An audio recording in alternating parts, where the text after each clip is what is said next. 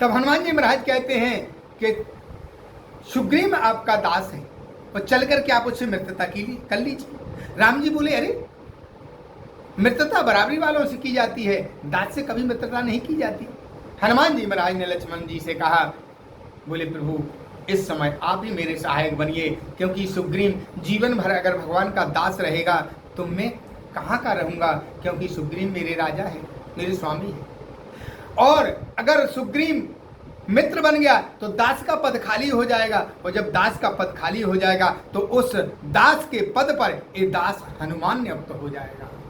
राम जी ने कहा, लक्ष्मण जी से क्या तुम दोनों आपस में बात करते हो? लक्ष्मण जी ने कहा, प्रभु हनुमान जी ठीक कह रहे हैं, आप मित्रता कर लीजिए, क्योंकि सुग्रीव के पास बहुत सारे वानर हैं, चारों दिशाओं में वानर भेजेगा, माता जी की खोज करेगा।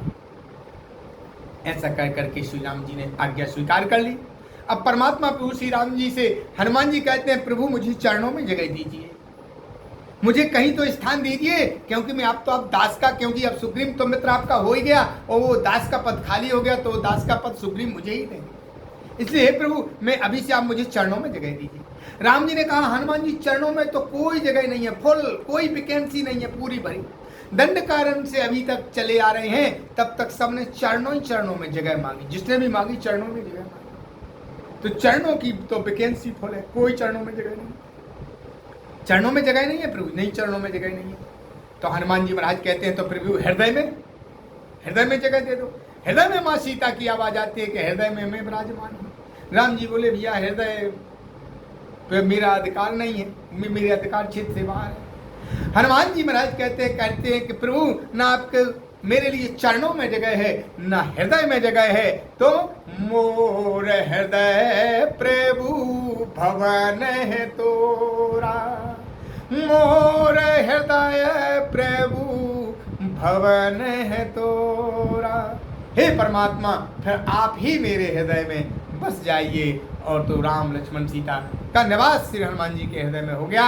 जा करके ऋषिमुख पर्वत पर पहुंचे। जैसे ही सुग्रीव ने देखा हनुमान जी महाराज ने सारी बात बता दी, तो अब हनुमान जी सुग्रीव मन में विचार करने लगे, मुझसे मित्रता करेंगे, लेकिन उन्होंने मित्रता की। सुग्रीव ने अपनी परेशानी राम जी को सुनाई और राम जी की परेशानी लखन लाल जी ने सुग्रीव को सुनाई। इस प्रकार से अग्नि को साक्षी मान करके मित्रता की गई। और मित्रता करने के बाद परमात्मा पुरुष श्री राम जी ने पूछा, सुग्रीव से पूछा कि आप कौन से डर से, कौन से भय से इस पर्वत पर रहते हो?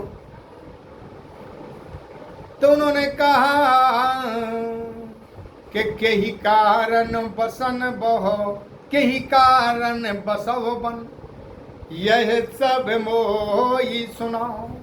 सब मुझे बताइए। तब जो है सुग्रीव ने अपनी सारी व्यथा बताना शुरू किया। कहते हैं कि उसके डर के मारे मैं चारों लोकों में, तीनों भुवन में घूमता रहा। तो उन्होंने कहा, वहाँ डर के मारे इतनी दूर घूमते रहे हो, फिर यहाँ, अरे ये तो सिरई के ऊपर है। तो उन्होंने कहा कि यहाँ श्राप बसो आवत नाही, तदप सभी तरहव मन माही। सुग्रीव ने सारी कथा अपनी सुनाई। जैसा कि आप सब जानते ही हैं, मायावी नाम का राक्षस आया, उसने जाकर के द्वार पर पुकारा। बाली शत्रु का की तेज आवाज सुन न सका। जैसी बाली मायावी नाम के राक्षस के जैसे ही पीछे भागा, सुग्रीव भी पीछे भागा और जाके गुफा में घुस गया। और जैसे ही गुफा में बाली अंदर जाने लगा तो सुग्रीव से कहा कि परीक्षव पखबारा, नहीं आवो तब जाने मुमारा। हे प्रभु, मुझे 15 दिन की मोहलत दी, लेकिन आप नोट करते जाइए मेरी गलती कहाँ पे है।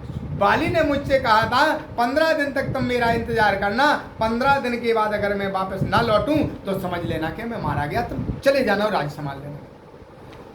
सुग्रीव कहते हैं कि परख्यो एक पखबारा, और नहीं आवो तब जाने उमारा। तुम सो देवा सोतय रहाव खरारी, ने शरीर दर धारत ये भारी।